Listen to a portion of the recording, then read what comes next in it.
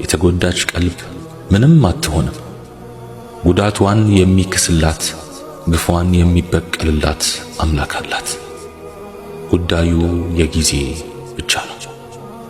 አታስብ ወዳጄ፣ መበደልህ ያሳስብህ ይሆናል። ያለ አግባብ የተሰራብህ ግፍ አንገብግቦህ ይሆናል።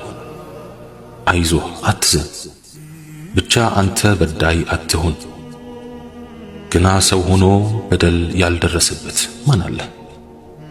ያለ አግባብ ያልተገፋ ማን አለ?